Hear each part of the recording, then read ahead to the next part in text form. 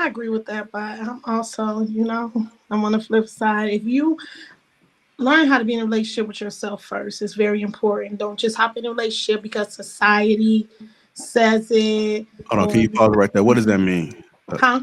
People say this all the time. Hop a relationship with yourself. What does that mean? That don't Learn mean yourself. nothing. Learn yourself and learn how to be okay with yourself.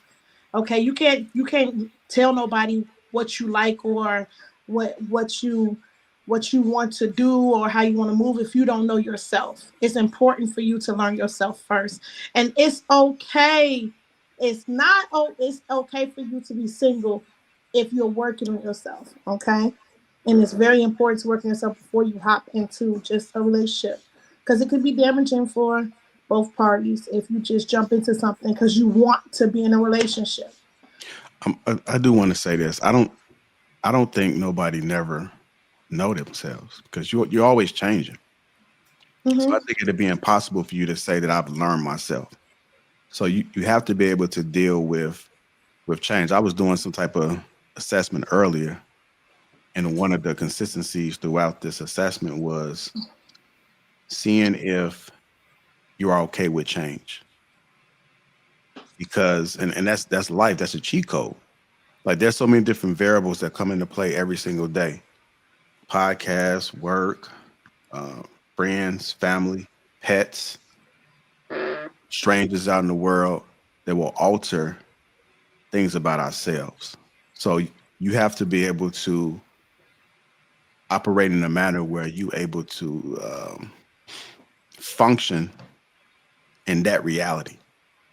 So when people say you have to learn yourself, how much time does it take for you to learn yourself? You have to learn how to coexist with other people, unless you're just going to be locked inside a room and not talk to anybody through social media or through just everyday interaction.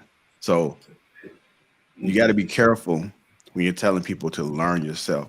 I would tell people be self-aware no matter the circumstance or the situation, because these things are going to come whether you like it or not. And the only way to avoid this is if you lock yourself in a room and you have zero interaction with anybody. That's the only way that you'll be able to control that.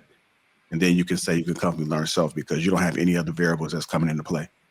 You've just totally canceled yourself out from the entire world. The I agree. scary I part agree with about that that. is that this is what today's culture is actually pushing. So when people say learn yourself, protect your peace, stuff like that, that's a very selfish take. Because if your kid run into the room and you bothered, the kid will be breaking your place of peace. If you got a cat, a dog, if the dog knock over something and you got to go fix it, now your piece is broken. It's the same thing if you're in a relationship. If you have some rupture with your partner, and because you're so stuck on protecting your peace, you're not even going to have the difficult conversation. You're going to walk away. You're going to become avoidant. You're going to stonewall. You're going to shut down. And then this now creates the very thing that we're seeing now, to where people can't even learn how to be together because everyone is protecting their peace. And that's a very, very vicious kickback, blowback that we're going to see, because more people are pushing that now, much rather than doing the hard work, much rather than fighting for the relationship. Even with what LeBron said, people are going to have different perspectives of that. But that may be the very reason why he's still with his wife to this day and never had an issue from what we know of. And they both keep whatever goes on in their relationship between them. But on the opposite, we got Mrs. Curry that's doing everything that she's doing, in my opinion, that looks bad on him, and that plays into the very message or narrative that people are talking about now of being selfish. So I think it's a very dangerous curve that people are saying by love yourself, protect your peace, because peace comes with war. You have to be ready to fight for whatever it is that you believe is worth peace. Well, Hey, I Dahlia. can see it from a different side. I can definitely see it from that side. I never looked at it from that side. And thank you for educating me on that. I am a strong advocate of self love, though. Hank loves my bridge. I believe in my bridge.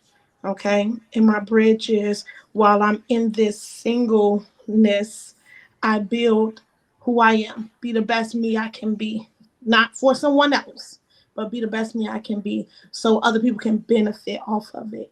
But I never seen it in that aspect. Thank you. And for the record, I don't love Shanice's bridge. I love my wife's bridge. So I'm gonna leave it Nigga, there. ain't nobody talking about that. You do too much. Lame man. I don't necessarily. I think I agree with what Shanice said when we talk about knowing who you are. Yeah, when we talk about knowing who you are, at least to the best, at least because having self awareness is so important. Like, which is why I don't think when people get out of relationships they should get right into another one. I think that you do need to learn yourself. I think that you do need to go inward, and I think you need to ask yourself tough questions. I think you need to be self reflective. I think you need to learn what you like. What did I do wrong? What are my tendencies? How do I get better? Because a lot of people don't know how to be in relationships, but I think it starts with them. A lot of people in relationships are the bad person in the relationship, and they're the reason that the relationship won't work. I don't think they should be that hard. I think relationships should be relatively easy if you know how to coexist with another person, if you know how to communicate. If you have those skills of communicating in a relationship, it should be a breeze. But typically, a lot of times you got people who just happen to be irritable people, right? Who just happen to be. I think it's typically just one person inside of a relationship that's like that need to work, and the other person is trying to work with them. And sometimes it's two people. Know what y'all saying? No, I was going to just respond to that. I think that's a good point, and not to negate what Shanice is saying. Even you, like this is a good dialogue because I think everything is needed. But one thing I've always said this and heard other people say it, so you got to have balance in your thought. So hearing both sides of these, you got to be able to determine what's needed in that moment. So if you need to work on self, then you can work on self. But what happens is that people are like light switches on, off, left, right, up, and down. And so when you're telling them to work on yourself, that's what they'll keep doing to the point of where they never hop into another relationship or they're self sabotaging because they're so focused on self. So you have to understand what the work needs to be done and then be okay to still take risks because that's what life is. Life is about risk and we take them every day. Anytime we hop in the car, that's a risk. So we are familiar with taking risks because we do it whether we like it or not. And once you understand that that's part of life, but still approach, I'm not telling you to be dumb, naive, or stupid, but you got to have balance in how you see everything. Otherwise, you'll just be stuck in your own tunnel. I was gonna add to that. That's funny that you said that because when it comes to women, far as like a lot of people call me for their relationship. A lot of people, I told y'all this.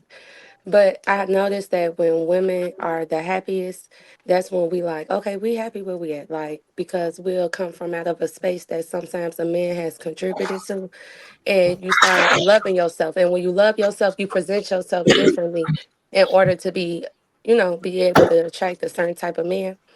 And when you said that, I was just thinking like, it's good that you said that because I think that's when you're supposed to look for a relationship when you're the happiest because men end up like I said, relationships push you out your comfort zone to grow. And when I was in a relationship, I was in it at a depressed time, but because of what I was getting and kind of motivated me to love myself more, like a lot of married women in my life at that time had sat me down and was like, girl, you're going to end up like, he's going to have some behaviors coming from him that you're not going to like. And it's time that you start loving yourself. Like he's done what he could. He's brought you, to a certain point. And when they said that, I was like, what do you mean I do love myself? Like, I get up, I do this, I do that. They was like, no, I know you, damn it. Like, if I know you get up, you got to do what you have to do. And when I looked in the mirror, I understood what they were saying. And when I started loving myself, it did make our relationship better. It made him see me differently. It made him want to do better. So I do understand what she mean by it's important to love yourself because when you have that, you have more to offer. And not only that, it just I don't know what it does to men. Men seeing a confident woman, that's confident in who she is, even if he might not be physically attracted to her, he'll be like, "No, she cool as hell." Like, you know what I mean? It's something about confidence. So I can understand both points of view. I do understand that sometimes you do need to be by yourself, but Lapeef's point was like right on the head. At what point should you, figure out what's best for you, what's needed? Because if you know you happy and you comfortable where you at, maybe it's about time you probably get out there and, start taking somebody serious.